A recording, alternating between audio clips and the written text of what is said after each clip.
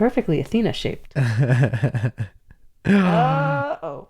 She's in the bag. The cat is in the bag. Do not take her home.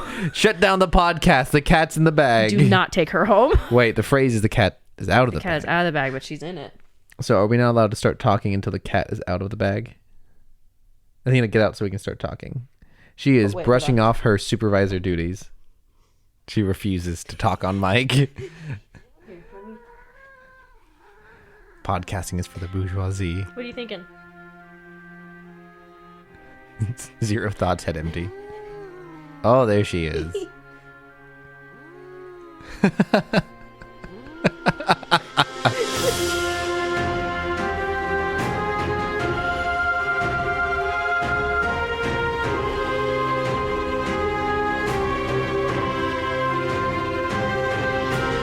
Well, per the cat sounds, you know that we are in Rachel's apartment. Per the cat sounds? Oh my gosh. Oh my gosh. You just interrupted my beautiful introduction with a pun. How dare you? I don't think that's my fault.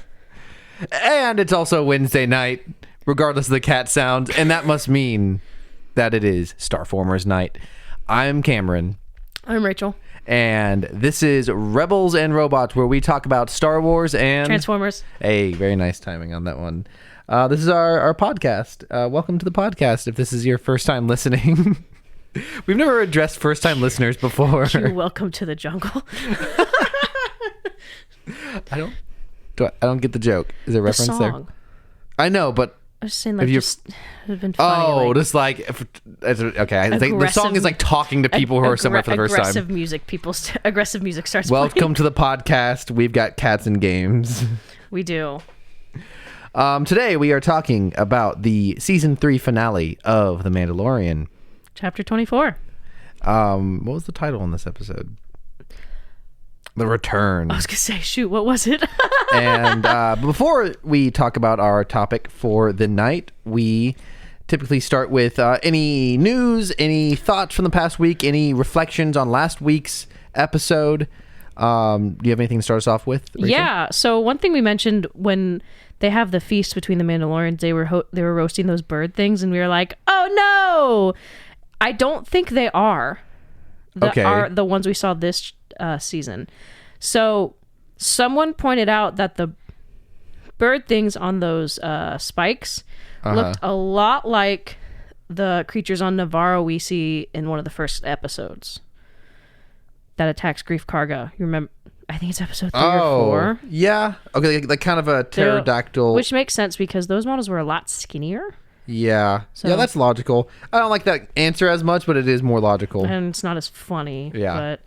But I have something, and I don't know if you saw about this, so the Anzellan that gave Grogu his legs, when he wanders away, he says something that I don't know if you might have to censor this because it's not really confirmed.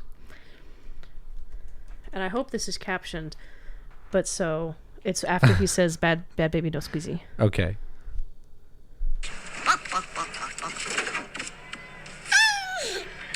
Bad baby no squeezy. Well. Can you listen to it again? No, I heard it. So it's very quick, but it sounds like he quickly drops the F-bomb there at the end. And Zelen for I'm out. MFR. Yeah. That sounds added in post. Let's bring up the actual clip. Do you have... Well, while I'm doing this, I can explain. I think I can do both. I think I can focus. Okay. Do you have any other news to share? Yeah, while I bring do. This up? Yeah, go for it. So someone pointed out, I can never remember ship names. I can remember characters that we'll never see again. Ship names like whatever the like Mandalorians Din Katan. Yeah. Like, shipping characters together and combining their names. Those kind of ship names. Okay. Anyways, no, I mean like the actual physical ships that exist that they drive. So you set me up for two. You gotta use a different word. You keep using the word ship, or you just set me up for jokes. Okay. So the spaceships that the Mandalorian drive, I can't remember what they're called. They kind of have that fun little foldy thing to them. Yeah, the Mandalorian starfighters. Someone pointed out that in the Battle of Exegol and Rise of Skywalker, you can see one. Nice. I don't have a picture of it because I didn't save it because I was very scared about social media today. Okay, so did Grogu got the IG mech last week? Yes. Okay, I'm bringing it up. That's a fun little detail. I'm sure as time goes on, we'll see people will find more and more stuff like that from episode 9. Okay, so here's the scene. I'm going to turn my audio up. Oh, I got it perfect. Okay, here we go. Well. Ooh. Oh, it's definitely there. It's definitely there. Someone snuck it in after they cut out the F-bomb from Mando. Wow. That's interesting. It sounds a little too, like, I don't know, a little too coincidental. Anyways, that is interesting for sure.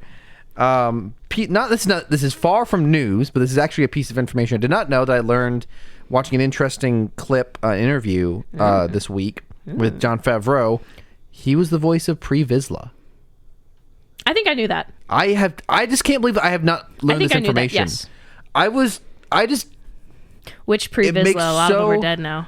It makes sense that Jon Favreau had some level of prior, because I was really surprised when he was brought on into such a heavy level of involvement with new Star Wars with Mando.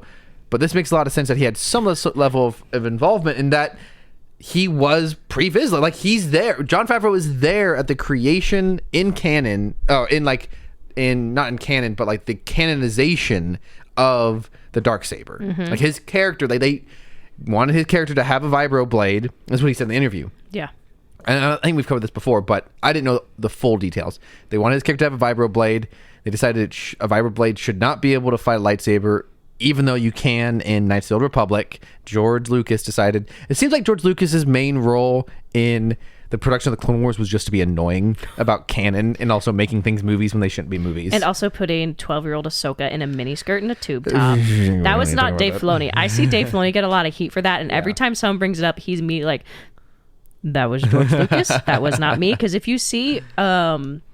his concept art for her, she had like a cute little ballerina skirt, but George Lucas back to the Darksaber. George Lucas things.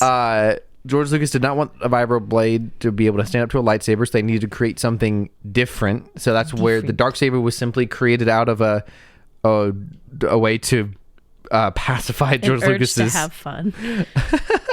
So Jon Favreau has been there since the beginning, and the thing for me is I've never seen any of those episodes of Clone Wars, or if I have, I do not remember it. To hear Jon Favreau's voice come out of Pre Vizsla was hilarious, because it was Jon Favreau. It's very much him. I don't really hear his voice very clearly as Paz Vizsla, but as Pre Vizsla is very clear. You had your Lizzo moment when I was like, Lizzo. So that's not my one piece of information. Speaking of Clone Wars things you just watched for the first time today.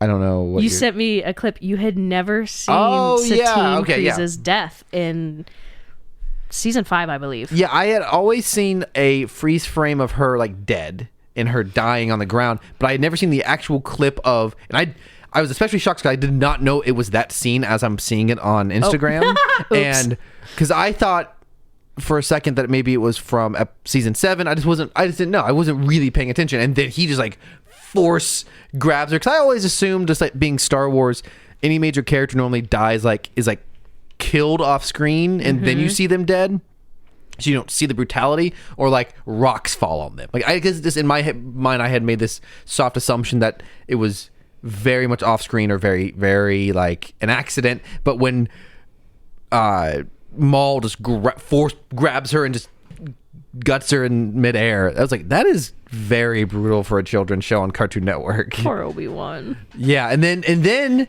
what's even worse is the gut punch of her saying "I love you." I did not know she said that when she died. So, yes, no, continue. And then the very, I feel, strong implication that Obi-Wan can't say it back. So, I believe it's in... You sent me this video earlier. It's the infamous video of Obi-Wan and Satine, and they are encountering the guy who's hijacked their ship, and he has the explosive, and he's like, Satine, you can't kill me because you're a pacifist. Haha, Obi-Wan, you can't kill me because your girlfriend's a pacifist, and she's gonna hate you. Sucks to suck. Who's gonna be the one to call me a who's gonna want to strike me down in cold-blooded murder? And Anakin shows up. Did someone say cold-blooded murder? Catches the detonator, saves them all, and Anakin. And Anakin's like, I helped. So what's funny? And Vader's theme playing in the background is it's all connected. It's all coming together. Anyways, it's like poetry. It rhymes. Anyways, so all throughout those episodes, this is when Satine is first introduced, and in I think season 2 or 3, it's short hair Anakin, so young. So we kind of find out, these two have a history, and they're bickering. Like an old married couple, but they're not married. There's a very particular scene where I don't know if it's after this, it kind of comes to like a head where they kind of actually start airing out their grievances or affections for another. And I can't remember if she says that she loved him, but there was a time where in the original Civil War, I hope I'm not confusing this with Legends, Obi-Wan and Qui-Gon rescued Satine, and they were on the run for like a year. Oh, interesting. From the political unrest and Civil War. So is that how they met? That's how they met. And this is before Phantom Menace. Young Obi-Wan and Satine. So anyways, there's a line that Obi-Wan says to Satine where he tells her, if you had said the word, I would have left the Jedi Order. Yeah, I've seen that. And everyone's like, sad. And that probably goes with what I've seen a video that explained why Qui-Gon was Obi-Wan's apprentice. Other way around. Qui-Gon was Obi-Wan's master. Was that Obi-Wan was very rebellious. No one wanted to be be his master. Young Obi-Wan and young Anakin are very similar, apparently. Yeah. And that goes with the fact that he would be willing to give up being a Jedi for a woman at a young age aligns with that information. So that's interesting. Yeah. But we do have the mysteriously spawned in Corky Kryze. Look. Apparently, I think from what I have heard, supposedly there was, I don't know if there's intention, but I think Clone Wars production was like, hey, we might hint at this. And I think George Lucas went, absolutely not. And nixed that. I think it would make Obi-Wan a worse like not worse as in like quality, but like he would be a worse person if he knew he had a son and was doing nothing about it. Maybe he didn't know. If he ever met him, he would have known. True. Because he's either bad at the Force. I mean, but I don't know. Because we met him and went, oh my gosh, who's that? The spitting image I guess denial. Who's the third Kryze sibling that we never meet? This is my nephew. Oh, so is he Bo's? Well, no, he's not hers. Whose is he? Anyways, totally unrelated, but I haven't had to do this for a while, but a correction from last week. It's very small, but I thought it was really funny. I was talking about how many years it had been since like they had announced a Star Wars movie and it had been made, and I meant to say it's 2023, so it's been 6 years. What I said was it's 2013. I didn't even notice. I thought that was really funny that I accidentally claimed that it was the year 2013. Bad year. This podcast existed in 2013. We would only be talking about Clone Wars. Be a very different podcast. It would. Or would it? I don't know. We wouldn't have any memes to steal. It'd be 2013. Oh no, we wouldn't have any memes. Nothing good. You got anything else before we get to the episode? I do. So in episode 22, where we see Lizzo and Jack Black, and Bo gets the Darksaber back from Axe Woves. I'm not going to turn the sound on, but so I love when the Star Wars community IDs props that they can find online. So this cup that Axe Woves was using, someone found it on Amazon. I'm not going to see. Look at it. Wow. So someone found it for $20. You can put it on Amazon. So hilarious. I'll put it on my wedding registry. I already bought your gift. So. I think that's all I have. Okay. Just one, though. It's for you. Yeah. Not for you and your future wife. Just for you. Great. Well, that moves us nicely into this week's topic, which is the season finale of season 3 of The Mandalorian. Chapter 22. Season 3, episode 8, The Return. Chapter 24. It's both. It's both chapter 24 and season 3, episode 8. Episode. Yes. But it's referred to as chapter 24. I said season 3, episode 8. No, you didn't. Yeah, I definitely did. Anyways, speaking of bickering like an old married couple, let's get into our recap. So it pretty much picks off exactly where the last episode dropped off, with them, the Mandos on the run. We had to stop because we were trying to figure out, so who's the spy? Yes. So we were heavily arbitrating. No, like we were debating. The word like to consider the options. Perusing. Man, not only is this podcast like 25% me not knowing the proper nouns in Star Wars, but also it's going to be me just not knowing basic words. We were considering different options of who might be the titular spies from the previous episode. And spoiler alert, it's no one. We were wrong. So it's all kind of not even worth talking about at this point. But we also did kind of forget that axe wolves dipped into the atmosphere. Seemingly everyone did. I did not see a single mention of it on the internet this week when people were discussing this very thing.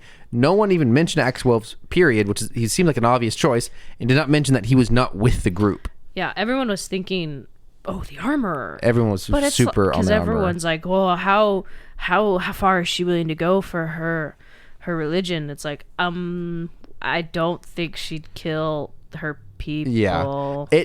The issue I had was, if there was a twist, then if it's a bad twist, it could be anyone. Because like if you're willing to just Greef Karga, yeah, I saw that one. If you're just willing to do a twist for the sake of a twist, then you can literally make it be anyone be a spy. But I was trying to look at it logically of, okay, if it is a good twist, what information is there here?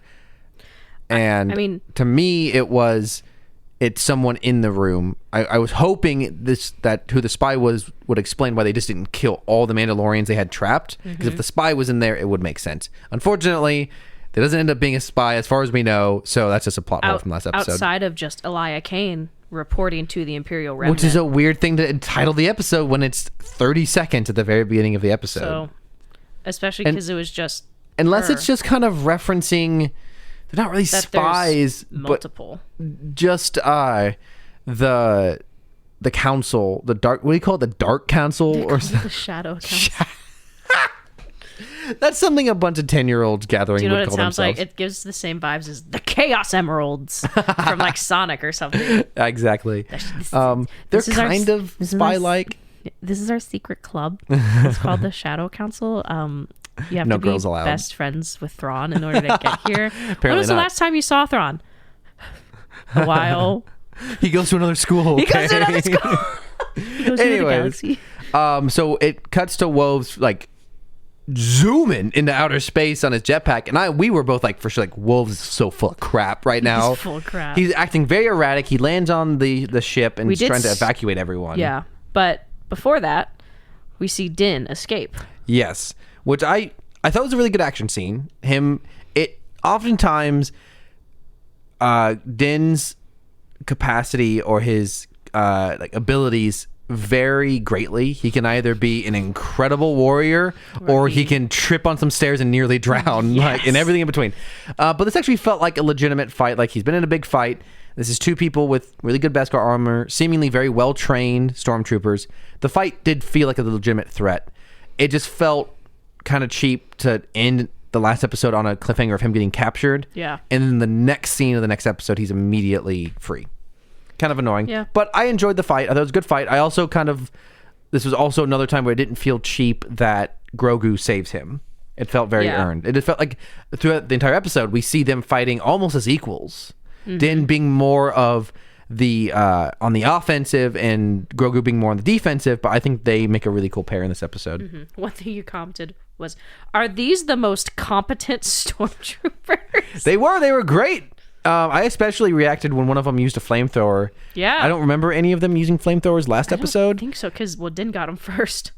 And that's kind of Din, one of his signature moves is the flamethrower, and to see a stormtrooper pull one out on him was really cool. And also one of them had like their own like rope thing, not like but it was like green. Snare. And like it like whipped around. It was almost like It was almost like one of those like jelly hand things you get at like arcades. Yeah, it felt kind of like one of those just whipped around the throat.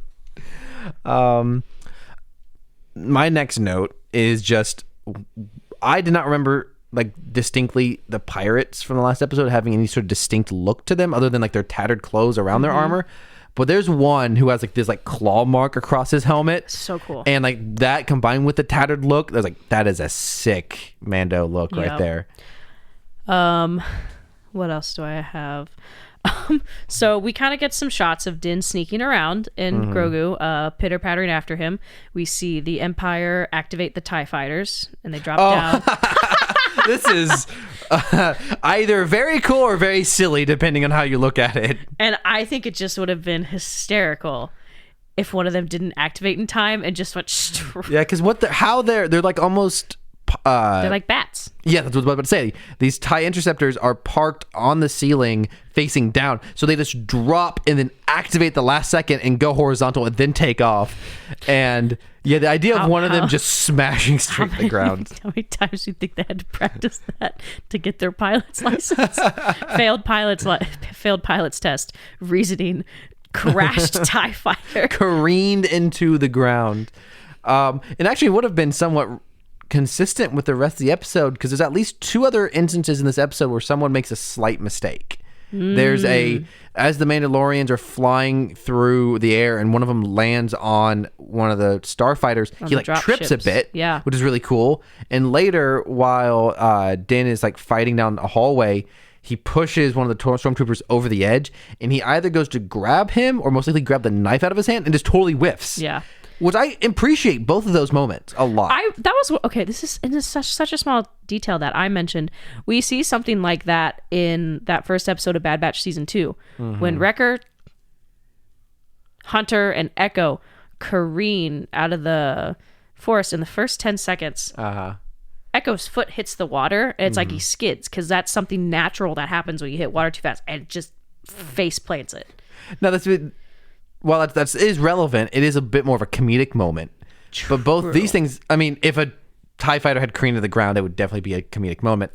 But with the 2 I'm actually talking about that actually happened, they are not really comedic. They're just small details. It's nice. Which just make the world feel more real because the characters aren't perfect. They aren't either making massive mistakes or just like totally being undefeatable. They're just like, it's not even really a mistake. It's just a minor slip up. It's just part of if you had human beings fighting, they would try to do things that would not succeed. I thought that was really cool.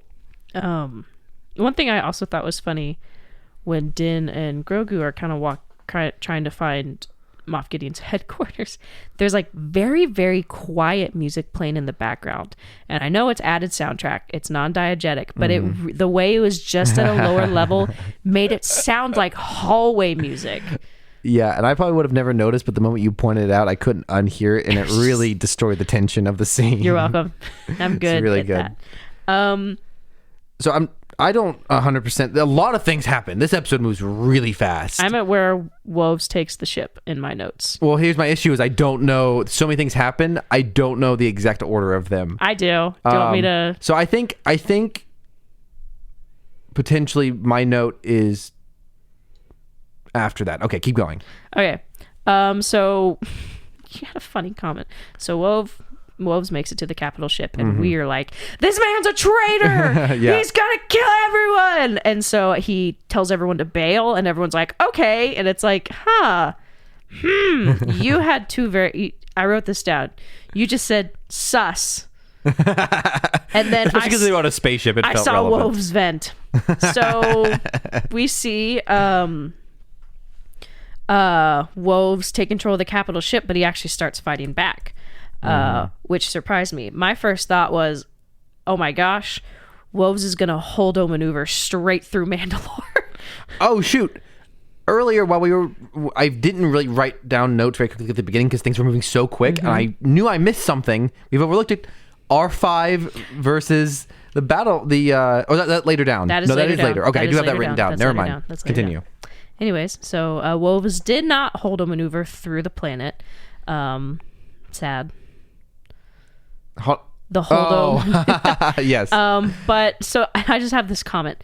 Things we did this episode. Severely misjudged woves. Yeah, really. Like, so we were seriously... Him just like telling everyone to get off the ship felt like he was leading them all into a trap, which like felt really audacious. Like, man, he's going to literally lead every single Mandalorian to their death. Yeah. Felt very dramatic, but it turned out he was actually a massive hero. He is. Which is pretty crazy. So the next scene we have is where Mando, they get to the hallway that goes to Moff Gideon's like headquarters, and it's guarded with various tiers of stormtroopers separated by laser walls. And so he calls R5 to start taking them down one at a time, and the whole thing very much felt like a Jedi Fallen Order level. Absolutely, especially with the stormtroopers having like electro staffs. Yes. And then who do we see approach R5? A little mouse droid. And he like R5 gets kind of annoyed and just shocks him, and he leaves. It's a little tiny shock.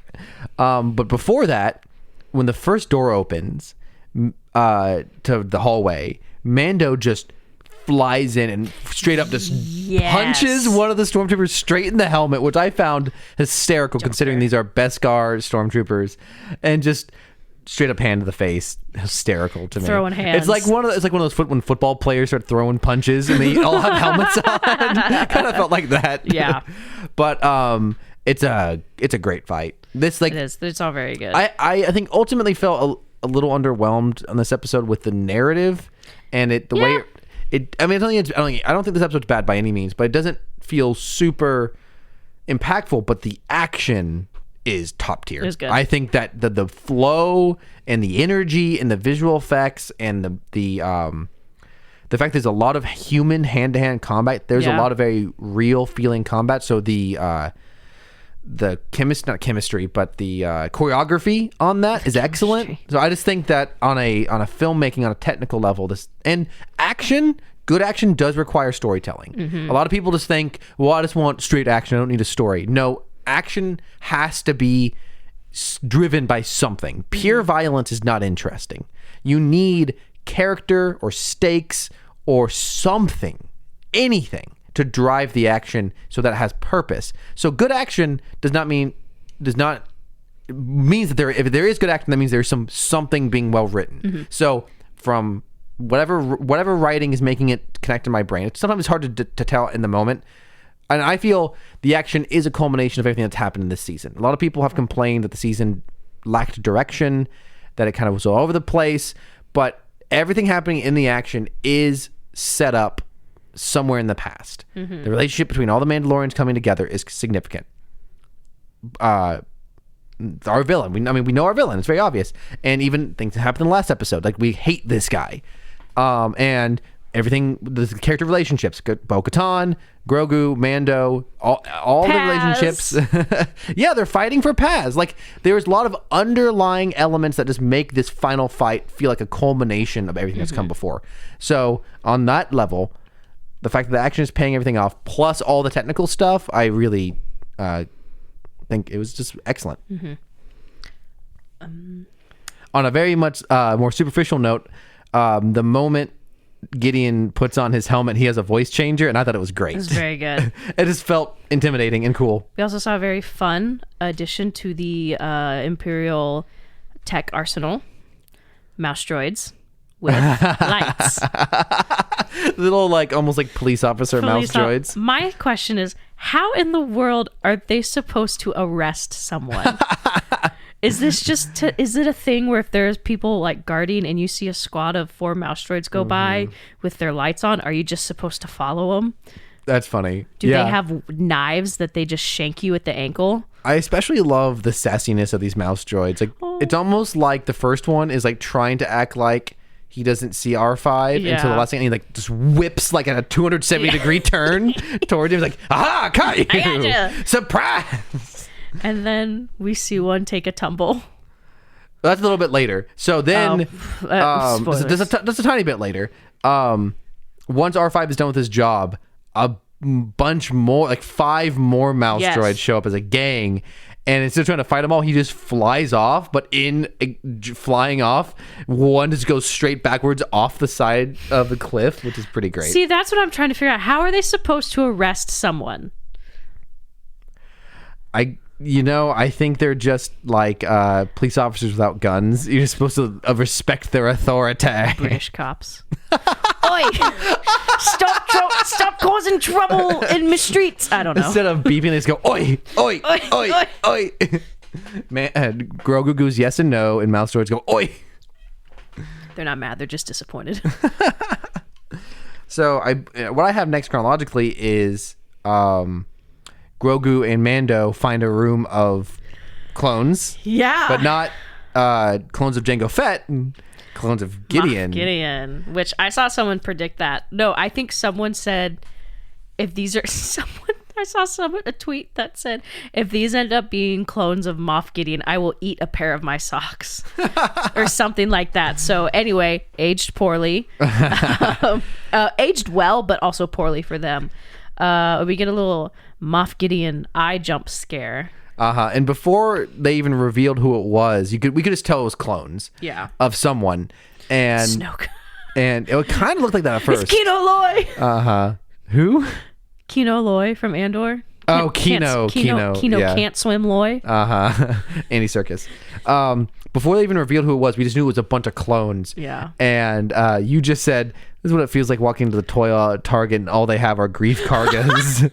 Look, I'm just saying, I went to Target one time and I went to go take a look at what they had for the Star Wars figures. Oops, only grief kargas. 2 full rows of the Jawa from Kenobi. Like everyone's favorite. 14. And I'm so just good. like, are you kidding me? Anyways, it's fine. That's why I have to pre-order things. What I have, I don't know the exact order again, but the next thing I have written down is a quote relevant to one of your favorite things. It just kind of, it feels very Wall-E-esque. We learned that the pirate Mandalorians have been cultivating They've been farming. Farming. Farmer Mandos. Farmer-lorians. Very good.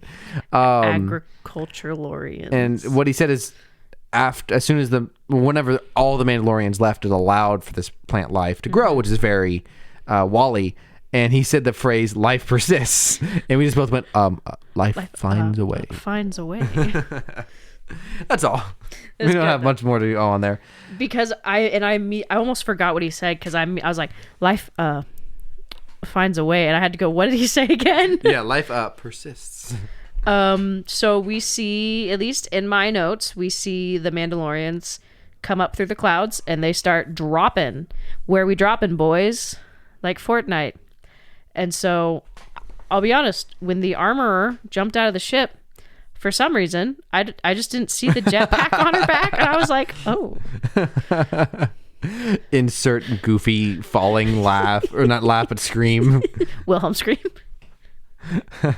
So somewhere in there, Moff Gideon and his sidekick Goth Midian, I said that last week. I accidentally said Moff. Goth Midian. That was the name of his clones. Very good. Yes. So I'm now remembering. We're not 100% sure what happens at first. We learned later that it was simply they like cut off all the life support and the chambers opened. This happens just right after all the Mandalorians drop. I see. Okay, so that is the next thing. Mm-hmm. Because I just wanted to say, imagine flying at 60 miles per hour. You're a Mando commando. And you get hit in the face by a metal sledgehammer. She was taking names. Oh, yeah. Sending them on express shipping to the maker. Just knocking skulls. I loved it. You ready to talk? Here, have the talking stick. Wham! But so the next scene is them pretty much killing all the clones, but we're not really sure what they did at first. And it looks like potentially they are releasing the clones, which I said we're about to have a naked fight with all of a bunch of naked Gideons. Terrifying. And so somewhere in there, Gideon reveals, he goes all villain monologue, and he reveals that I was going to give them the one thing I couldn't, the Force. He's very dramatic. He was pissed. Did he almost look like he was about to start crying to you? He looked almost choked up for half a second when he was like, and you snuffed them out before they could take a first breath. And I was like, it's not that deep, man. What were you going to do if you died? So the question is this the thing they've been hinting at since season 1?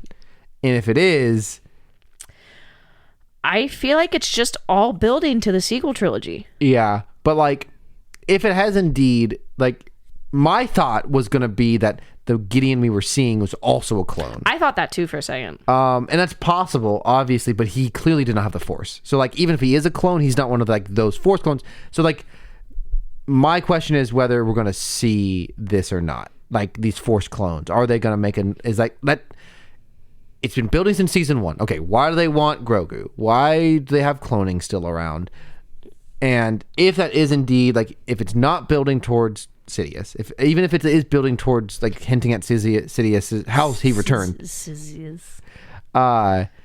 It feels like they need to do something, like not just show up and then be destroyed, which was also very Captain America Civil War, when they find all the frozen Russian super soldiers and they're already dead when they get there. It just felt like if it had just kind of come and gone, it wouldn't be that big of a deal. But the fact that they've been building towards this information for so long, hopefully in season 4 it plays a bigger role. Yeah, or the movie. Oh, which the movie is supposed to be the tie-up of all the plots. Luke. Shut up, dude! It's coming. I'm ending this podcast myself. Dude, I will eat my Luke. socks if it turns out that if Filoni's movie is not. I'm going to be so mad. If it's not, at this point, I am pretty darn convinced that's what it's about, and I will eat my socks if it's not about Luke or some sort of equivalent. Like, when I say Luke, I mean Luke with 2 U's, which is Luke's evil twin from Legends. Stupid name. Such a that definitely give him that name. The next question, at this point, I am convinced that's what's going to happen at some point. The real question is my even deeper conspiracy theory that the clone Luke is the one that we see in Last Jedi. I would really hate that. That's the question. Are they going to go that far? I would hate that so much. So anyways, I'm really proud of that theory because I came up with it myself. That would be such a slap in the face to everyone. Anyways, so in the midst of it, we get the Red Guards come out. What are they called again? Praetorian Guards. Praetorian? That's what I thought. How many Praetorian Guards does it take to kill one 50-year-old toddler? Three red armored boys versus one bouncy guy, one bouncy baby, and 3 of them walk out simultaneously. And you just went. They rehearsed that because they went specifically with the fog and the smoke, and they came at it and they same pace. In between, this they rehearsed that. And then they start beating the crap out of Mando, and Grogu steps in again to save his butt. And they go after Grogu into another room, and Mando just goes, no. And it felt very emotional to me. Like, obviously, the whole show is built around the fact that Mando Din loves Grogu. But that particular moment, I think sometimes main characters don't feel like they're in danger very frequently to me because I know they're not going to die. But in that particular moment, like, I legitimately felt Din's concern, because we had specifically mentioned earlier he's very exposed in that armor. Like, it allows him to get around, but like he has no armor around him in that IG droid, so he is exposed to attack 100%. He doesn't have weapons. And so do you have any notes around this area? I'm getting close to the end of my notes. So Din's getting the crap beaten out of him by Moff Gideon. I almost said Goff. By Moff Gideon. Goth Gideon. And it looks like Myth Midian. It looks like Moff is about to kill him when Bo sees that he's struggling, and here she comes out of nowhere and knocks Moff Gideon back. Here is my thought. what I would have done personally if I was Bo-Katan, I would not have knocked Moff Gideon back. I would have gone straight through with the Darksaber. I'm not taking chances. I'm not being showy. Dead. DED. I have no fear of war crimes in the Star Wars universe. That is what I would have done personally, but I'm not Bo-Katan and she didn't ask me. So, speaking of knocking back, during... That's my next note. I marked it. Great. I'm glad you did. During Gideon and Bo's fight, he like very distinctly takes his electro staff and with both hands on it pushes her, like knocks her back. And then she goes flying back and it cuts wide and she's flying back. So your eye, and I know this because like you didn't catch it, your eye naturally goes with her in the wide shot, but my eyes for some reason stayed on Gideon, and it happened so quick I went, wait a second, and I rarely have you pause it or flat because I don't want to break the flow of the episode, but I had you go, wait, run that back. We both did that this episode. Yeah, and you ran it back, and in the wide shot, Gideon repeats the move. Yeah. It's definitely a mistake. It's so weird. He's just standing in the middle of this platform, just pushing his arms forward, and it is... I'm doing it, and I'm realizing we're podcasting, so me doing it is not really necessary, but... it's like did you write down the time code? 23 minutes. At 23 minutes in the episode, take a look. It is very funny. So we switch to... So Mando has escaped. He's been able to go help Grogu. So we see Mando with a weird affinity for their ankles. Yeah. That is where he's going at this whole episode. He's remembering back to Mando basketball where he was told to break people's ankles and he took it a little too literally. So Grogu starts helping out with the Force. Yeah. Very nice boy. He's an incredible companion, I feel like. He's a companion to Mando, which is often a term used like video games or role-playing is like a character you have with you to help you. Walks at the same speed, too. Yes. And he's just, it reminded me of especially like something like Lego Star Wars where you can like push things back and it doesn't like non-lethal force push in video games. He just keeps pushing the guards back and not really like just like minor inconvenience to give Din some more time. So he rescues him. And we come back to Moff and Bo, and Moff Gideon catches Bo by the hand while she's holding the Darksaber and squeezes and breaks the Darksaber. Yeah. Or severely damages it. A decently funny comment on Reddit said, quote, hand over the Darksaber, destroys Darksaber. Also, blows up Darksaber. If we didn't make it clear. No, my Darksaber. We didn't make it clear during all of this. All of the other Mandalorians... They're still fighting. And all the other Beskar stormtroopers are all flying around overhead fighting. They looked like flies in the background. It's kind of funny. And also, meanwhile, I think we kind of didn't fully cover this. When Axe-Wells went up to the Mandalorian Star Destroyer, evacuated everyone, he took control of it and was personally defending against all the TIE fighters, and the ship has been shot down, and it is currently careening towards the Imperial base. And he's like, I'm coming in hot, and they're like, oh, we gotta go. He said that phrase, I'm coming in hot, and I said, that's an understatement. That's a flaming Star Destroyer. And I also said, do not worry, well, at least we're flying half a ship. Moff Gideon had a funny quote. So after he breaks the Darksaber, he goes, Mandalorians are weak once they lose their trinkets. And I immediately said, says the man in full Mandalorian Beskar alloy armor. Very, very, very, like, interesting. So take a step back. Din defeats a majority of the stormtroopers in the hallway fight by pushing them over into all the way back. Yeah, well, I have a funny comment off Reddit. Okay. He the hallway needlessly has an infinite void. I mean, like, they must get for dramatics. The Imperials must get a discount in bulk on their infinite voids. They didn't even have rails. That's what you beat me to the joke. Oh no, I'm so sorry. No, it's good. It's funny. The joke just says railings. Install the gosh darn railings. Sincerely, the Trooper Union. So many stormtroopers should die, but then someone comments that mouse droids also need railings too. They do. Osha would have a field day with the Empire. Osha would have a field day. So, I did that. I mentioned, this feels like it felt like a Jedi Fallen Order. I am someone who's not good at key-based combat. If I cannot button mash, if I have to do like very specific patterns, I I will not have fun. I don't find that enjoyable. So anyways, the second I learned Force Push in Jedi Fallen Order, everyone was getting thrown off the cliff. Everyone. It's a little disconcerting when you kill all the stormtroopers and there's only one left and he goes, please don't kill me. And I'm like, how dare you make me feel bad for you. Cease existing.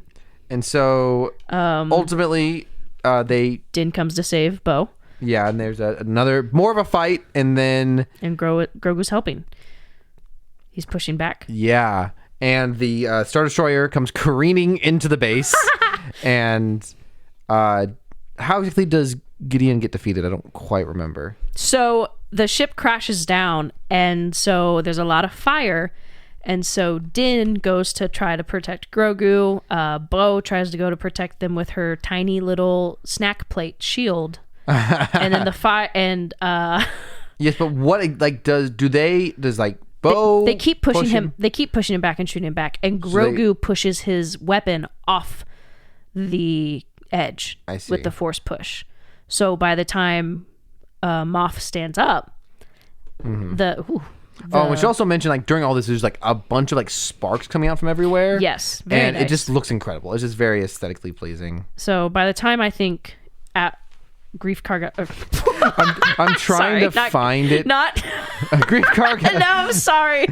I'm trying to find the moment in the episode. Too many F's. And I clicked on on approximately where I thought it was, and it was all black, but it just said in the subtitles, Moff Gideon screaming.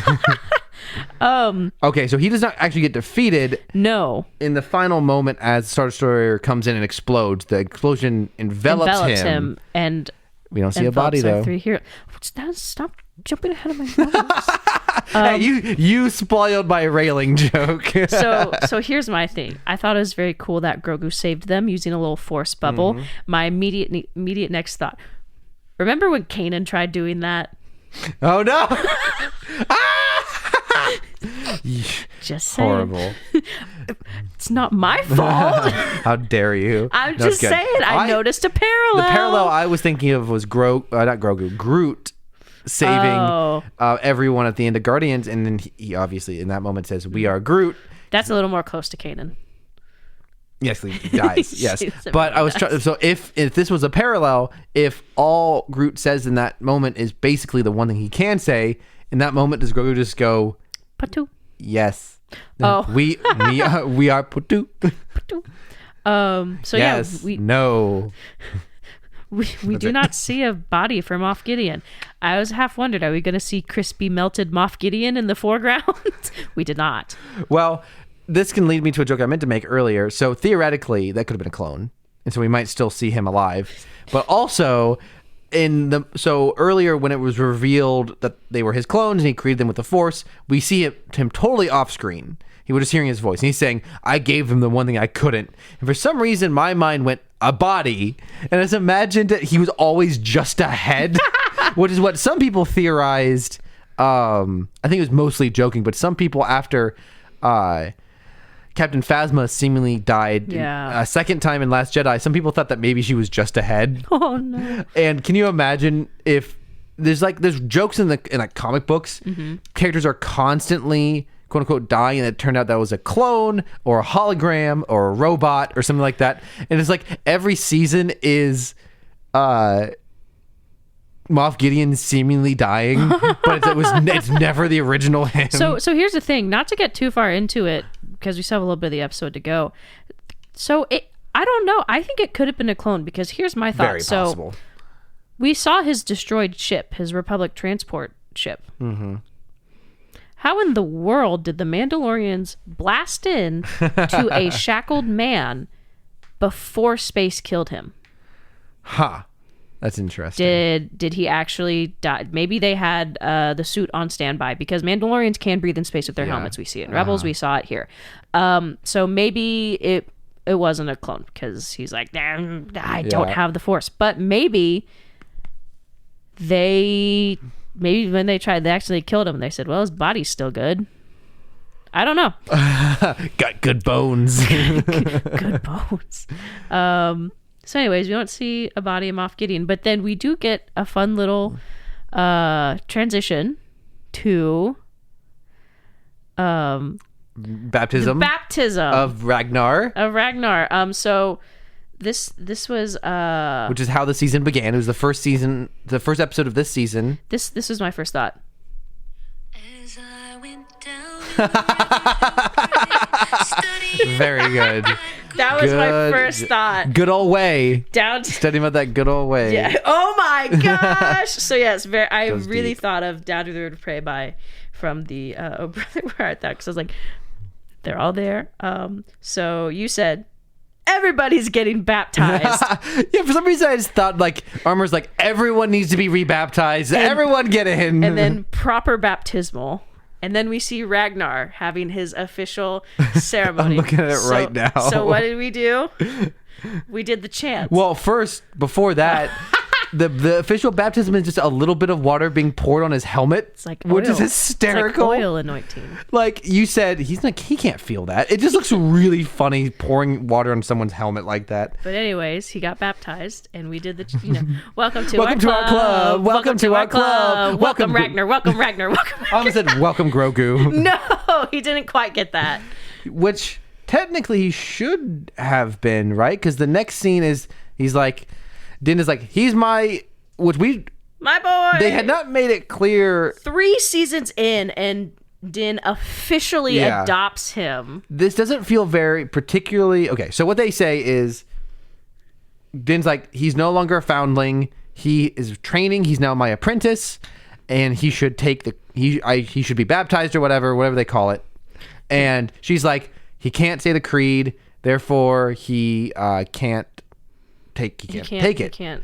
And he's also, and then Din's like, well, his parents could do it on his behalf, and she roasts him. Too bad they're probably dead or they're absentee.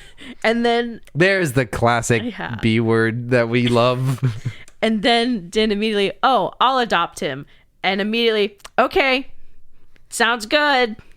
She's like, okay, that works. No paperwork necessary to adopt. That's exactly what I wrote. No paperwork in sight.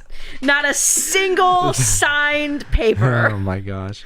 But then he doesn't seemingly get baptized. No, he doesn't get it does pan to the water though. Yeah. So, it just shows him looking down at the water. So it's a bit of a weird. So my point, what I was saying earlier, I wanted to describe the scene so I could make my point, which was Din adopting Grogu does not feel particularly significant. Kind of like, okay. Like, yes, if you look back at the beginning of the relationship, Mando was hired to capture Grogu, and then he was trying to get rid of him because he felt he needed to be with his own kind. Mm-hmm. But as soon as Grogu returned to him in Boba Fett, which we all knew was going to happen, after that moment, they're inseparable. Like, there's been no hint since then. That felt like he adopted him. So at the end of this season, for him to be like, this is my son, I've heard some interesting theories regarding the inclusion of Mando and Boba Fett, and I'll get to that later. Okay. So it just like, yes, it's a sweet moment, but it feels really late. Mm-hmm. It just doesn't feel like it has the sort of impact it would have had if, say, Grogu had not been around at all this season, and then he comes to him at the very end of the season. Like, if you had been cutting back and forth the whole season between Din doing his adventures and Grogu training with Luke, and then at this episode they reunite, like, imagine this. We hadn't seen Grogu. We had seen Grogu. We had seen him training, but they had not been together the whole season. And then after Din is captured, he is saved by Grogu. Being Ubered to Mandalore by R2, who immediately is like, I'm not dealing with this. It's not my problem. And then, so they're reunited in this episode. So at the end of this episode, then Din adopts him. That would have been a lot more impactful, I think.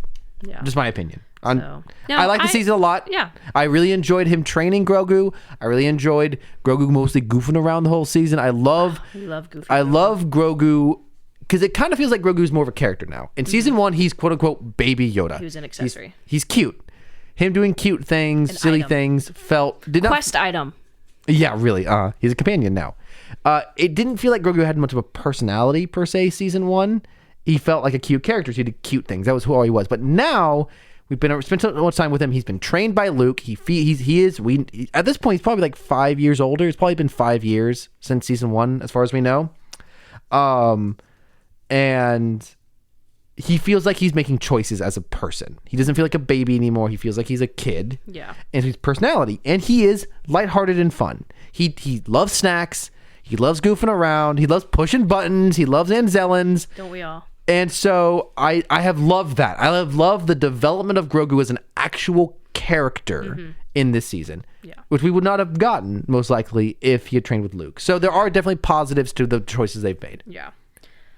So we get another shot of the mythosaur. Which, honestly, if they had just not showed it, I would have forgotten about it. Not have been a big deal. But them showing it makes me realize, that's a weird plot thread to kind of, like, Maybe it feels like something they set up in the first... Who's going to ride the mythosaur next season? Yeah, it felt like they were setting that up for some sort of payoff this season, and it really wasn't. Maybe anything. for some way to motivate the armorer to be in support of bringing them all back home. Yeah.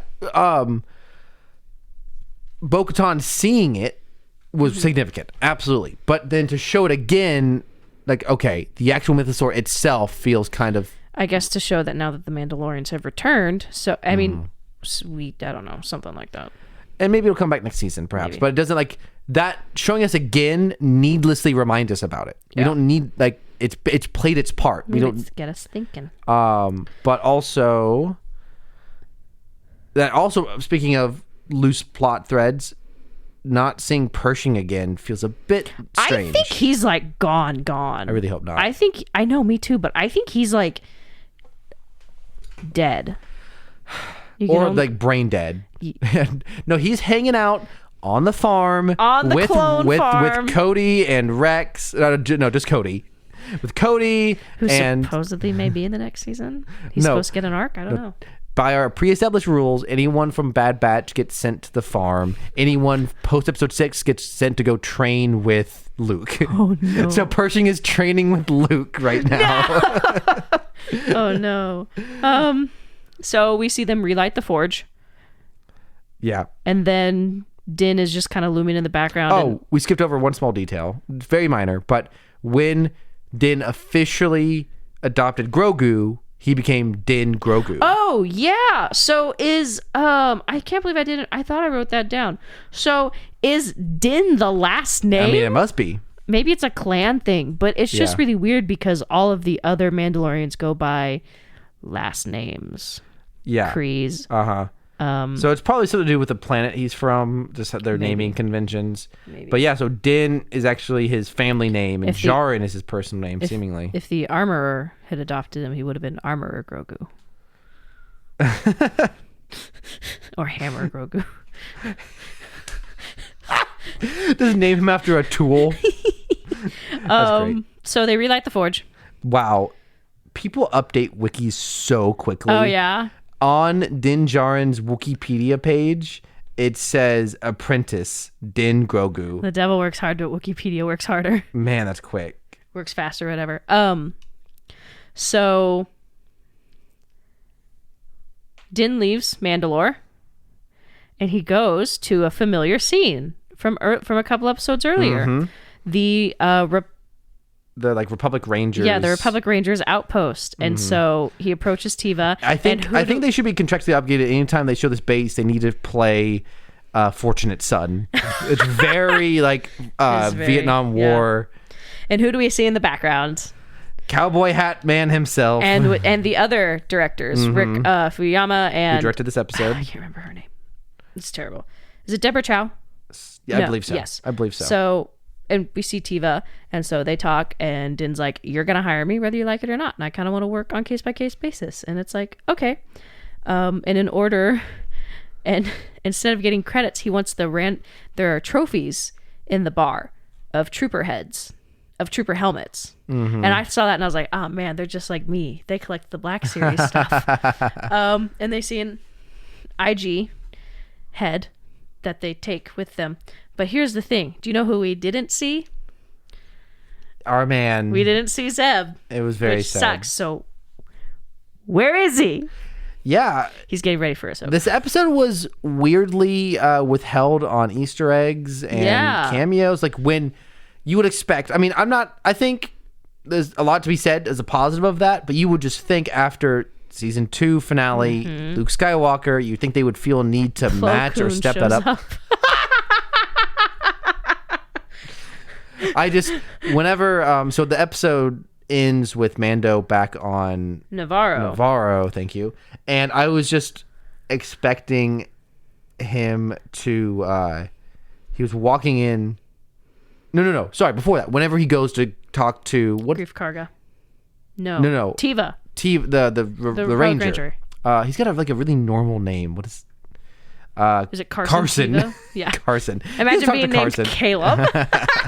He goes to talk to Carson, and as he's walking into the room, and I'm expecting Zeb to be there, and probably another cameo. I just said out loud. I mean. I expected like another character to show up and go, Din Djarin, I'm here to talk to you about the Ahsoka initiative. I actually wondered, because I'm like, so we've seen Zeb here before. Imagine if we just saw Sabine. Mm-hmm. And it's like, I know 2 Mandalorians. Which, quickly, in case anyone's confused, Sabine and Satine are 2 different Mandalorian characters from the cartoons. Yes. One from How did they get away with that? That Last is names. Terrible choice. Different looks. Well, in visuals, it's easier. Yeah, but just like, and they never cross over, but like how, and if they were totally different writers, totally different like parts of the universe, but they're both Dave Filoni animated shows, and they're both Mandalorian. He likes the name, man. I just don't think it's a good idea. Anyways, so there was one other thing about that scene. Oh, just to finish the recap.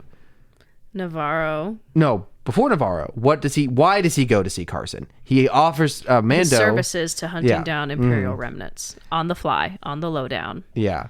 And so now he is unofficially a bounty hunter for the New Republic, which is kind of cool. I think that's fun. So he'll only be hunting villains from now on, seemingly. He said on a case-by-case basis. They're going to turn Ahsoka into Mando season 4. I'll be so mad. I peaked the volume, sorry. I think there'd be very cool possibilities that he said case-by-case basis. It's possible the Republic asks him to hunt someone down, and he says no, and that could create some Can conflict. you go hunt down Thrawn? I've never heard of this man in my life. No, thank you. I'm also now realizing they seemingly dropped the thread of Carson finding out that Mandalorians... Yeah, they didn't even talk about that. I thought for sure that was going to create some tension between the New Republic and the Mandalorians. Maybe that's thinking a season that 4 thing. But Carson seems totally unbothered by it. Report it. It just felt like they were setting up the fact that he was surprised about the Mandalorians capturing, because it's just one of those things of it's all resolved off screen. Yeah. They tell them that, okay, we killed Moff Gideon. He had Beskar armor stormtroopers. That's who saved him.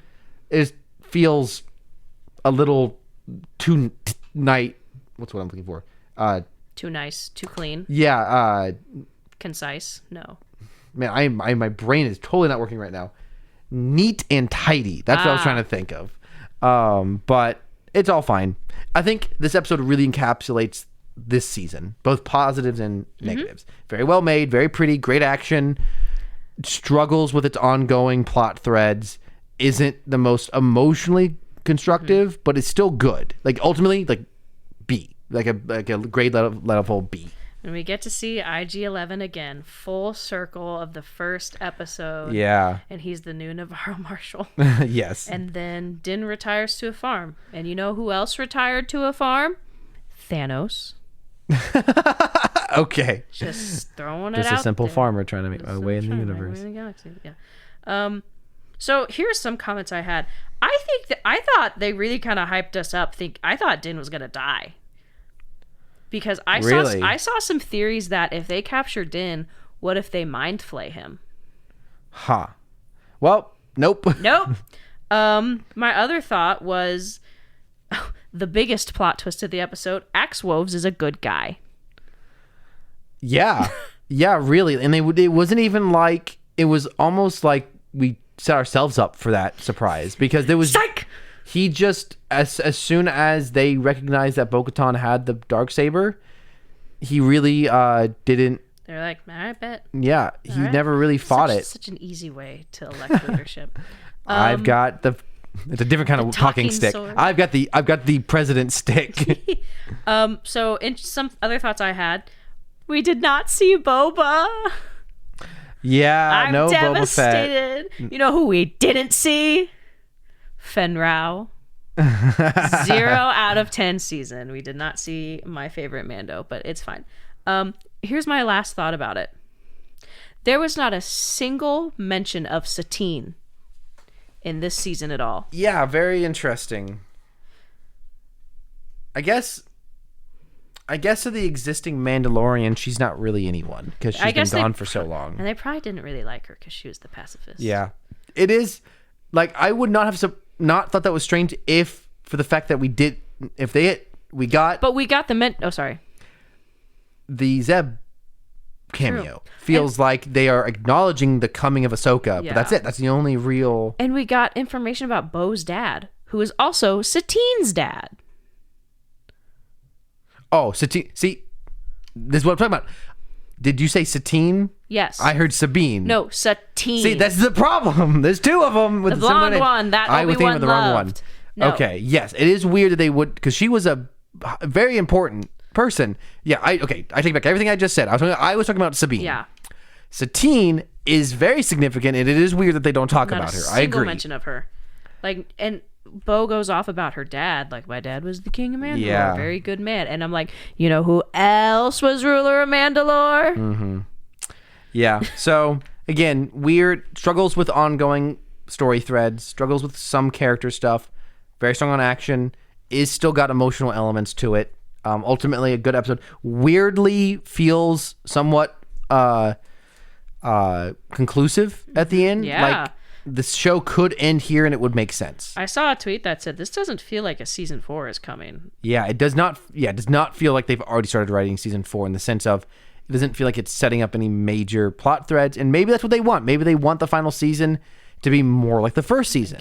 In case they decide to move it to a movie standpoint, as they've talked. Yeah. That's interesting. So here's one thing I wanted to bring up that I just forgot what I was going to say. Darn it. Oh man, I've been wanting to say this like all night. Well, while you're thinking about that, I want to make a joke that something I saw on Reddit just reminded me. I'm so mad. The armorer kept talking about writing people's names in songs and stuff, or it is written in the song now, and I thought to myself, that's a horribly inefficient way of keeping records.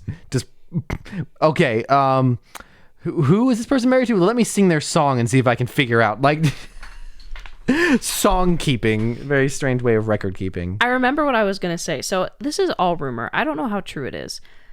My coworker sent me this, that apparently around season 2 of Mandalorian, there were some onset issues with Pedro Pascal. Huh. And again, I don't know how true this is. Oh, we don't see his face at all this season. No, and that was the issue. That apparently he wanted less helmet time. Weird. And that is... And so that, from what I've heard... And again, this is all rumor. I don't know if it's actually confirmed. But supposedly there were some issues about that. And there's theories that that is what led to Mando being included in Book of Boba Fett.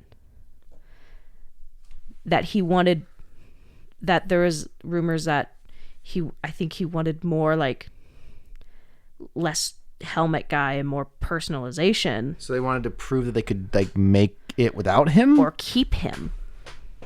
What do you mean keep him? Like that's why that I've heard that might be why Mando had such a big presence in Boba Fett because there might be rumors that he was upset with I guess the little amount of development he's gotten. But we haven't seen his face. If that's his complaint, then that doesn't make any sense to me. I'm just saying. So what you're saying is, regardless of if he wanted more literal face time, he wanted more to do as a character. I think that's correct. So they put him in Boba Fett. That's what I've heard. I find that unlikely. But this is just info I was told. I guess my guess would be one of two things. It's possible. Well, not one or two things, just one, I guess. My guess would just be he wanted more money, and they said, well, if we're going to get more money, we need to get our money's worth. So we're gonna use that to bump up Book of Boba Fett. But I'm just totally speculating. I'm just making that up right now. Speaking of Boba Fett, do you know who we didn't see? The book, Boba. The actual book about Boba Fett. I was kind of a physical book. I think it kind of would have been interesting to see Boba Fett, but I don't think there would have been with the series exactly as it was. I don't think there would have been a good place for him to show up. I'd love to see him again, though. Yes, I agree. In Mandalorian 3.5. Man. Kidding. I just anyways, anything else to say before we go to Meme Minute? That's it. Well, everyone, welcome. We're closing out the book on another show. Actually, I want to take a second to just recognize that. Yeah, we've now gotten through 2 shows. Well, this is episode 15. I don't think I said that up top.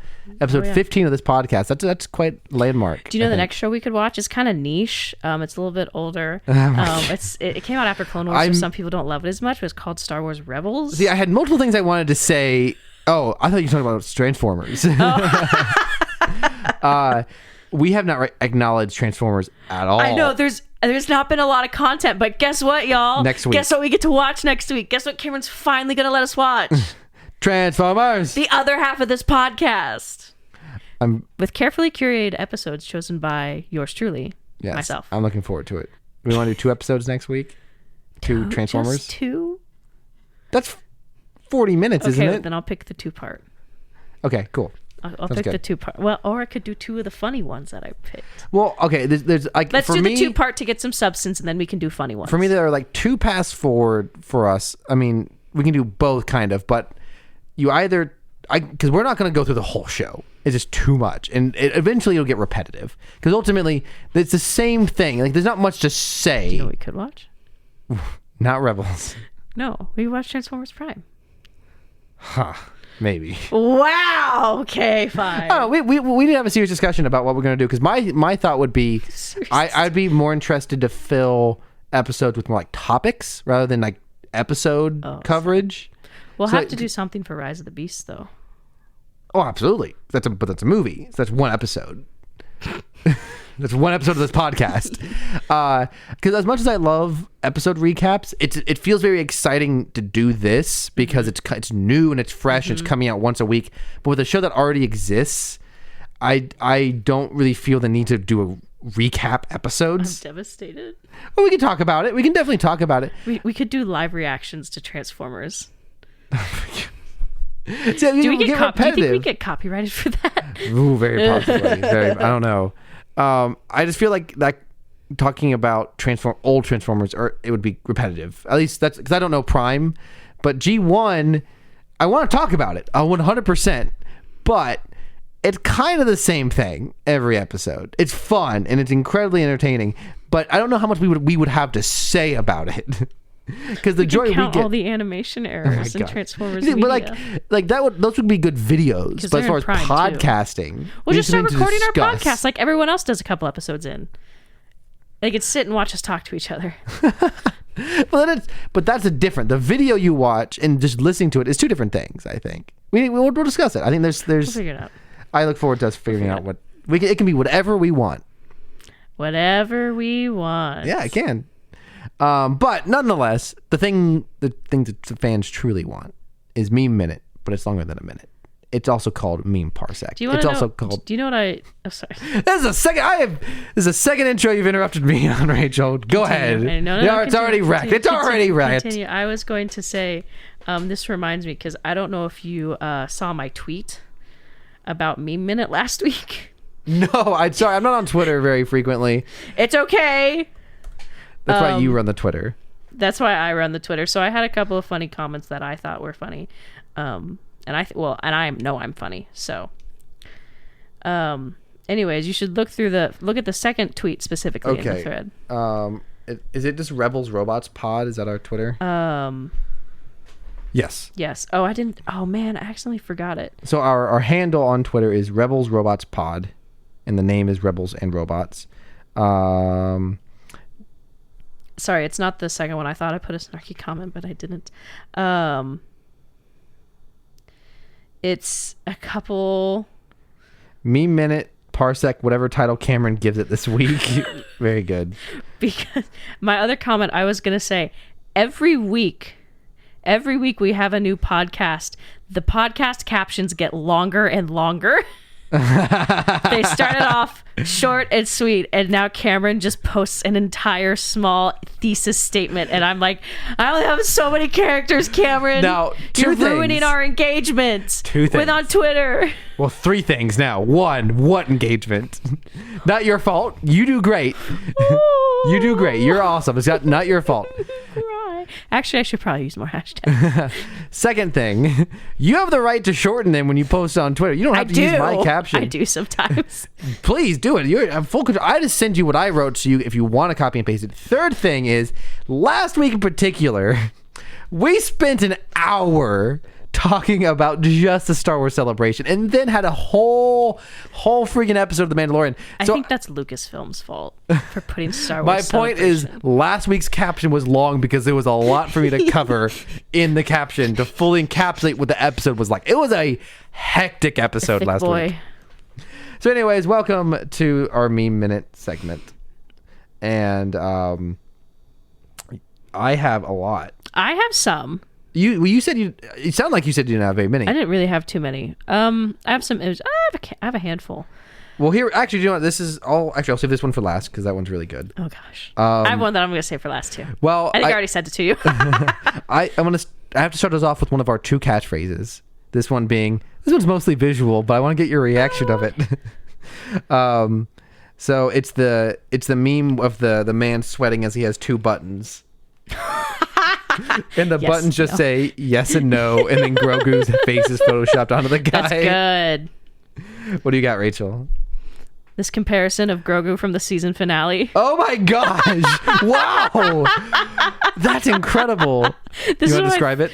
Yeah, so it's the image of Grogu pushing back the fire with the Force, and the image above it is that gif of burning Elmo. But they both have their arms up. They do. And it's like same color it's grade. So similar. So good. That's wild. Tee.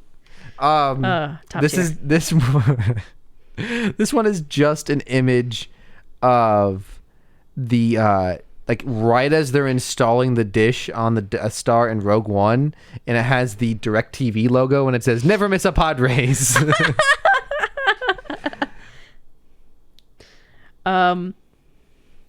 I found this one. Hold on. Oh no, this is a TikTok. I found this one right before we started the podcast. Started this because now I can go on TikTok. Yeah.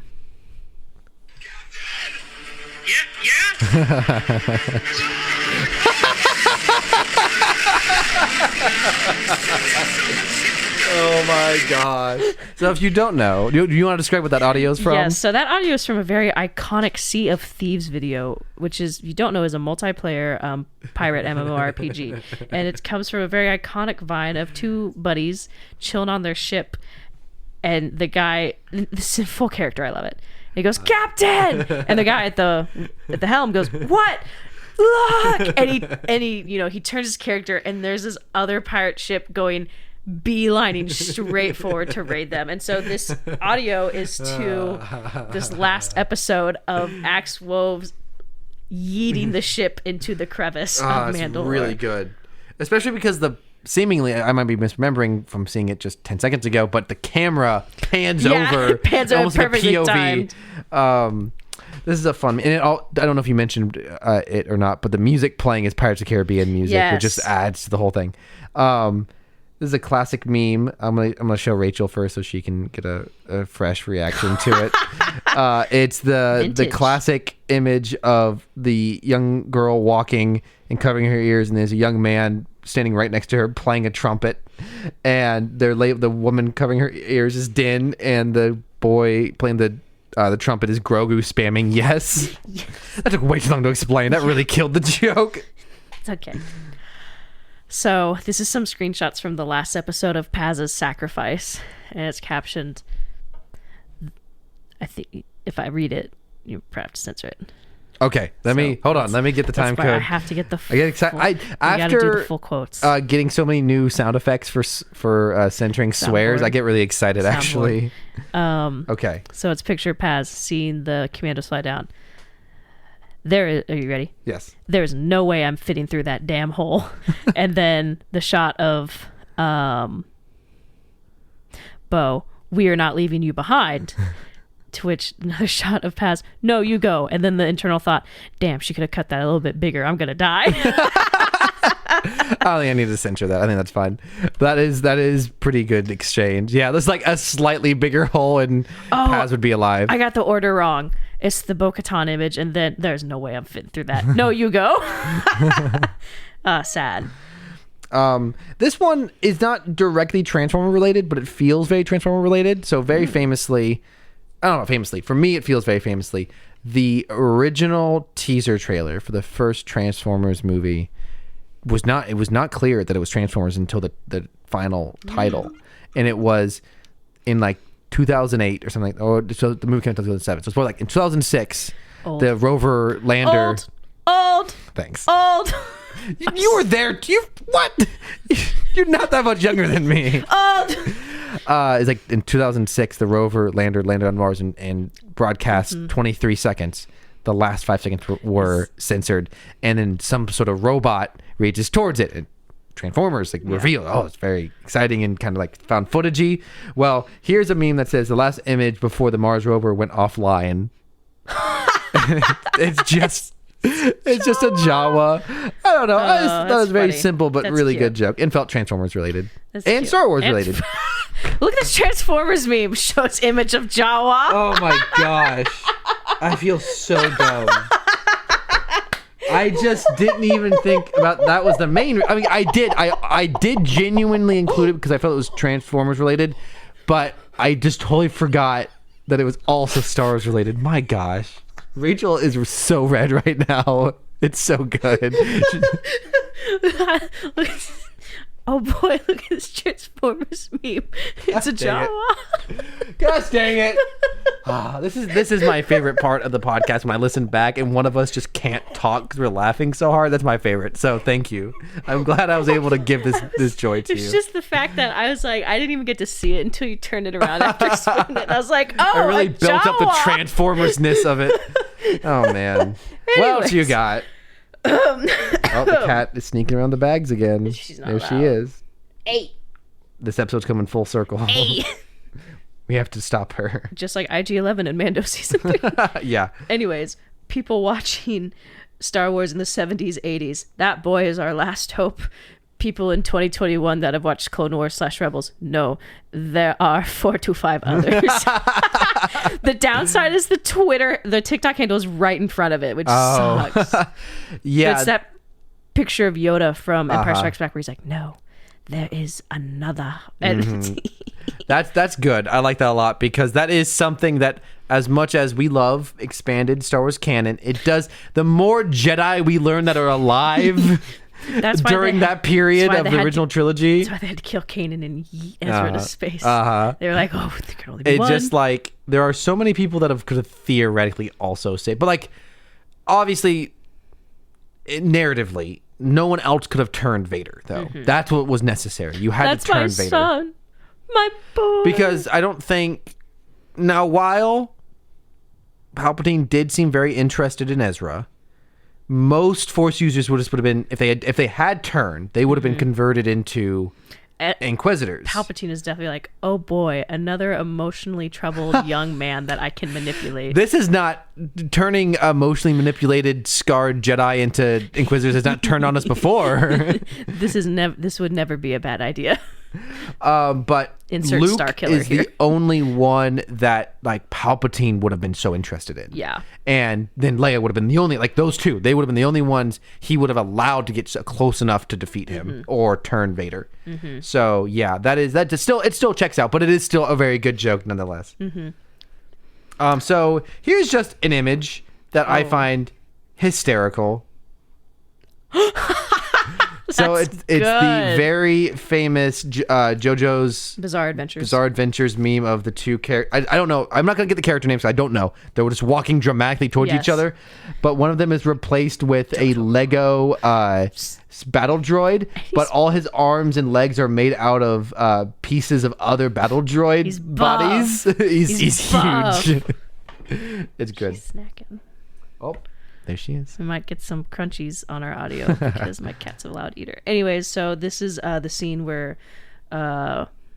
Luke picks up Grogu for daycare at the end of season 2, and he goes, "It's time to finish your training, young Grogu," and then it moves to Grogu. "Never. I'll never turn to the Jedi. You failed, Your Highness. I'm a Mandalorian like my father before me." And this shot of Luke going, "WTF?"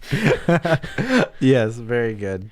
I that goes back to, we had back where he was Grogu doing Yoda lines. So the idea of Grogu just terrorizing Luke with original trilogy quotes is very funny. Just the idea of Grogu terrorizing Luke, period, is very funny. This is where Luke was like, "Man, children are not my thing." So this one has I actually straight up so we were talking earlier about crediting jokes. Yeah. We don't normally do it because we only credit memes unless we make them. It is the nature of memes that they get passed around.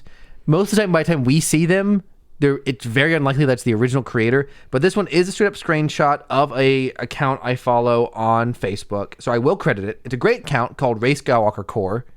There's just a plethora of Facebook. I don't know if it's on Twitter, but on Facebook, a plethora of accounts that are Star Wars character core, and they get progressively more obscure. Yes. But this Ray Skywalker one I like a lot. Glub. Oh yeah, yep. Well, this one has a photo of original Mon Mothma and current Mon Mothma, Genevieve Overton. And it just says, "Look, I understand it looks bad, but give her the original trilogy hair, you cowards." It looks like almost like swag hair. It's just like, or it's very like Mothma. I don't know how to describe. How would you describe? I'm trying to do it. All my ideas that come to mind are offensive. No, the original hair. Oh, very looks terrible. It's very Mandalorian helmet hair kind of cut. Everything my brain goes to is offensive, so I can't get out of that mind space. All right, what do you got for me? It's the scene from Revenge of the Sith where Obi-Wan goes to see Padme, and he's like, "There's a hologram of Anakin killing younglings," and the next image is Anakin drinking the beer brand Younglings in Naboo, and it's just. I've never heard that. It's spelled Youngli. That's very interesting. Huh. I know you're going to get a kick out of this. It says, "WTF, why did they change the Jabba the Hutt design? Thanks, Dave." Yes, I saw that. Oh, it's so an image funny. of Jabba the Hutt next to an image Jabba the of... Hutt. Jabba the Hutt? Yeah, Jabba the Hutt. I see. Next to Ezra Bridger in live action as a hologram from the Ahsoka one of my trailer. Favorite running jokes. That's so on brand for like a 14-year-old boy to just pick random names. It's very much my uncle works at Nintendo. Well, it's kind of funny in the show. It's funnier that Star Wars fans continue it going in the same vein of like, we can't see John Cena, that every time there's something about Ezra, people call him Jabba the Hutt. That is great. This says, "When you need to be somewhere and you hit every red light," which I did not. This kind of actually pertains to the season finale of Mandalorian. Oh my gosh! Yes. Oh, that's great. I love that. It's that picture where Obi-Wan is trapped in the hallway in Phantom Menace, and he's looking very upset. Love that. I have two more. Gosh. You know, Ian McGregor. Oh, I'm so sorry. You're fine. Ian McGregor doesn't get a ton to do as an actor in Phantom Menace, but the look on his face in that is really incredible and is perfectly encapsulated for a meme about being mad about red lights. It's really funny. Yep. Anyways, so this meme almost contrasts with a very popular, not necessarily fan theory, but kind of a little like detail reading is people will say, in Empire Strikes Back, when Luke tells R2 to stay with the ship and he doesn't, and he falls into the water, he doesn't stay because the last time someone told him that, Anakin said stay with the ship on Mustafar, and R2-D2 did, and he never saw Anakin again. Well, this is kind of in contrast to that. It says, "Friendly reminder that R2 drove Anakin to both the Jedi Temple and Mustafar, making him an accessory to Vader's war crimes." Oh my gosh. I didn't even think about that. Maybe that's why he stayed with the ship, because he was like, there's a lot going on in this in this. Maybe I don't want to see what just happens. Now, I don't think R2-D2 is actually flying the ships in those scenarios, but it is still a great joke nonetheless. That is good. Okay, I have 2 more. This is captioned, "I see him everywhere I go."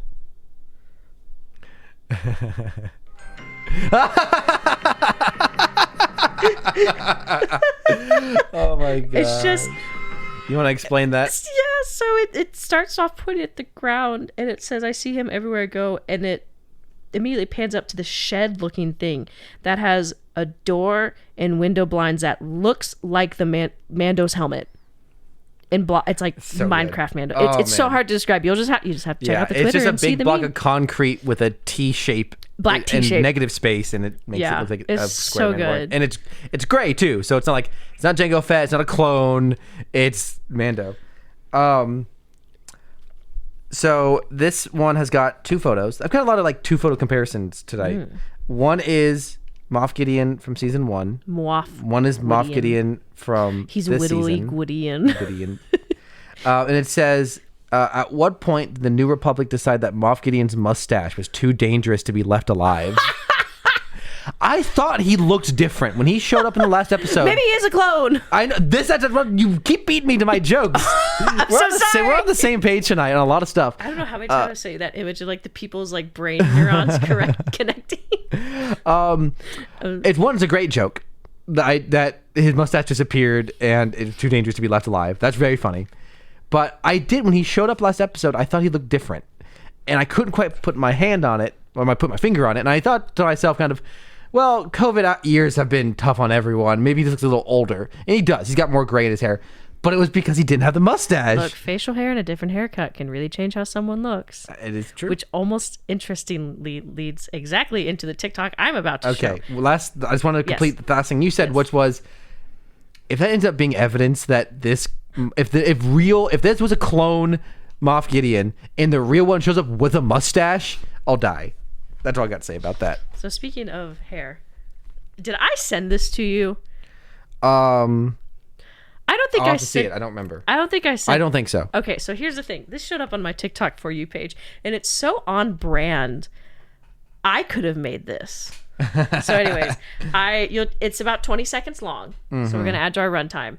But this scene starts in, I believe this is episode 3 of season 4 of Rebels. Okay. And we see our favorite man again. Union. How nice. But as Commander Bridges suggests, it's time to get to work. Mon Mothma requests your presence. Oh,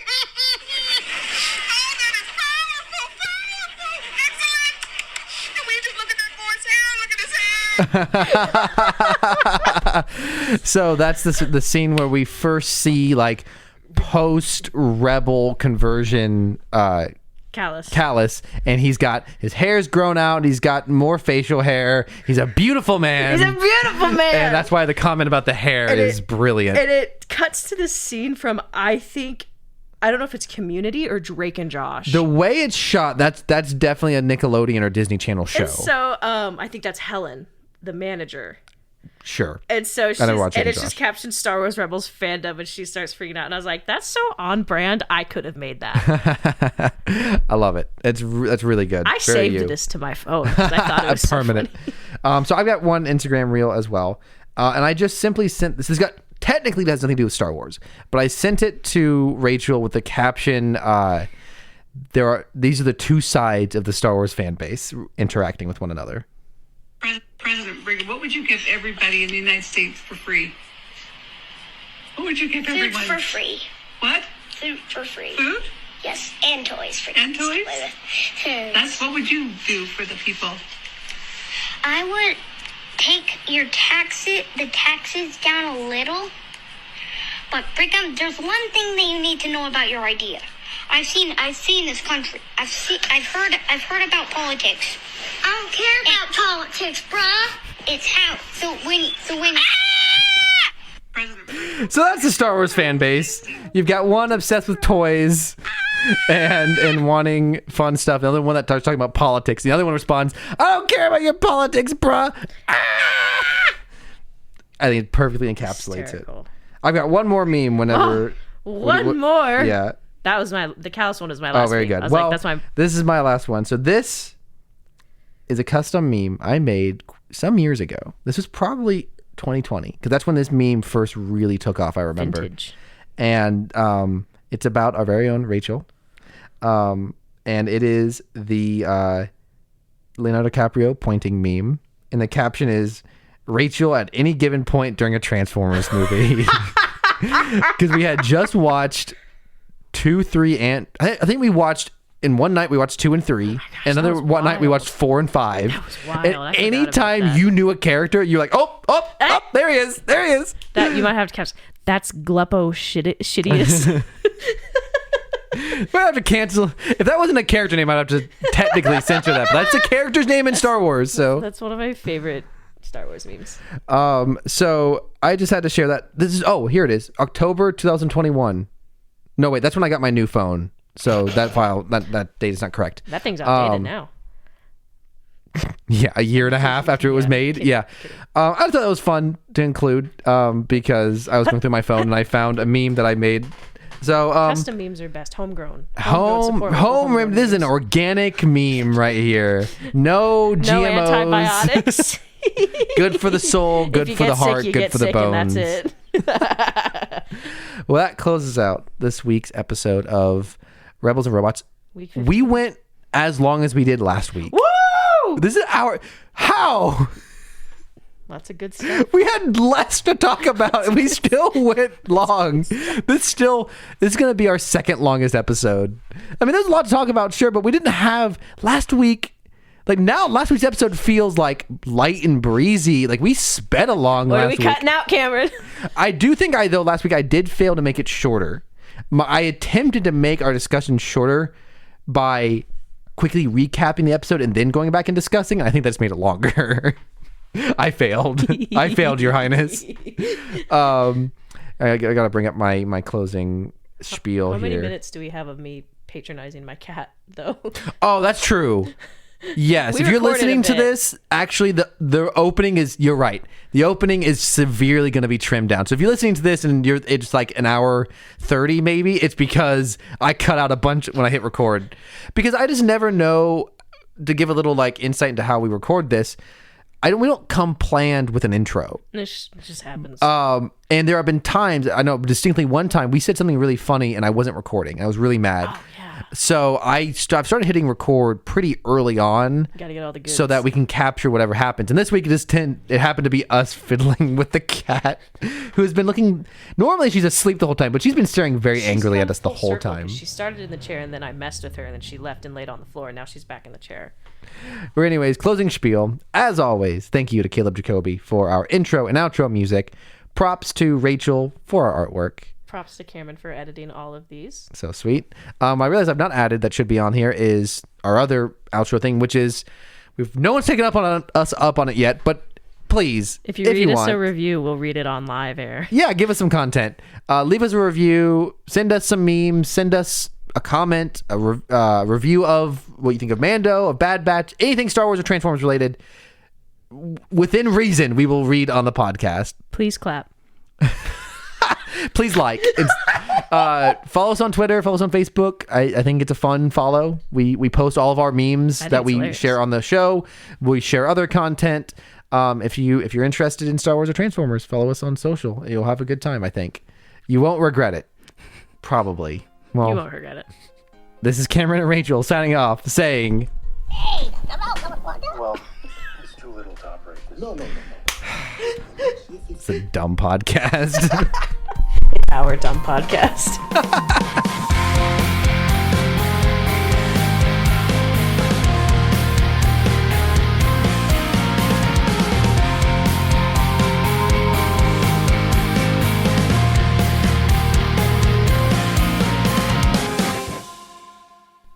Gotta bring up my notes for the episode real fast. Just clicking out the cat. Yeah.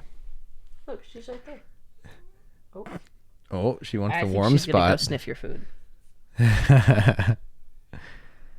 Podcast. Sometimes I forget to plug her water back in after you leave. Oh. And so I wake up the next morning like, why is it so quiet? And she's like, Mother, I'm parched.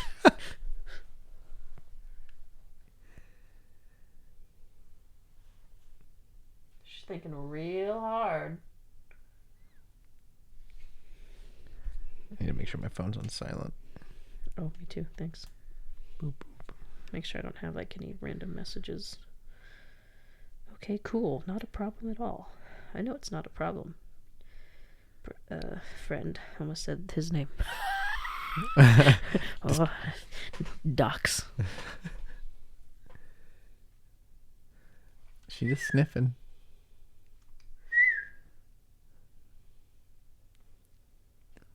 Nothing of interest. Just fucking hop in there. Get in the bag. Yes. Good. Get in the bag, Athena. Let the cat flow through you. The bag. Oh. She's playing with that pen earlier. She was really getting a kick out of it. She's like, perfect toy.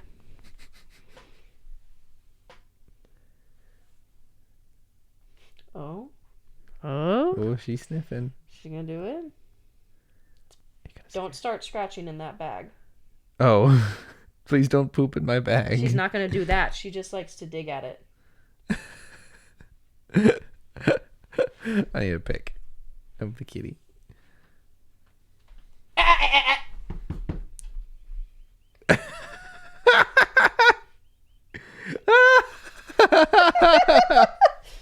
I don't know if you heard it, but she kind of started to scratch. And I'm like, Miss Ma'am, you know better than to do that.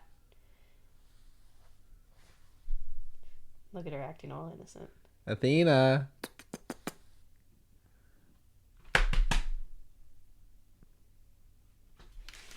Revoked. Mom mode.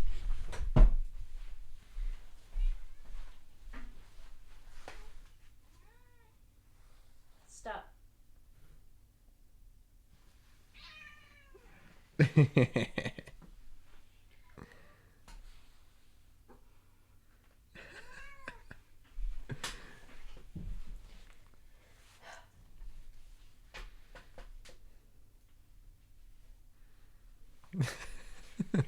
She's in a very defensive posture right now.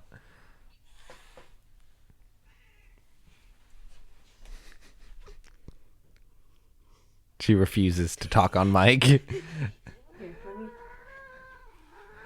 Podcasting is for the bourgeoisie. What are you thinking? Zero thoughts, head empty. Oh, there she is.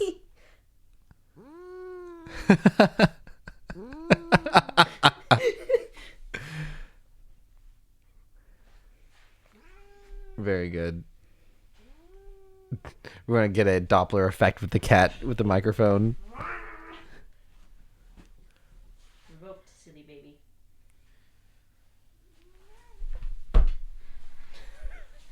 Anyways. She's going to hop right back into it. Well, she can't. She can try. This is Cameron and Rachel signing off, saying, I thought I would think of something else. His hair! I don't know. Oh man, this is wow. This is bad. Really I normally have something prepared. I've got to have something prepared. Do we need to play the Enzellen clip from last episode? If it wasn't that strong of a swear. Now I want to. See what we find it. Okay, no, I can get it. I can get it. This episode's so long, we don't know why. Also us piddling our way through the intros and outros. Okay, hold on. I have a lot of editing to do tonight. You can always be done tomorrow. That's true. Okay, let's see.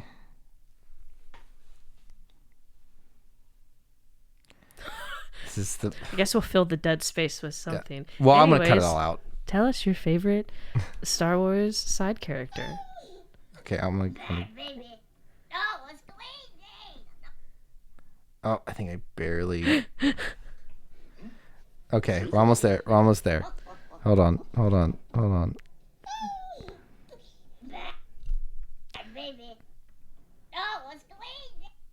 Okay. This is Rachel and Cameron. We got a clean edit point. We have to have a clean edit point. Okay.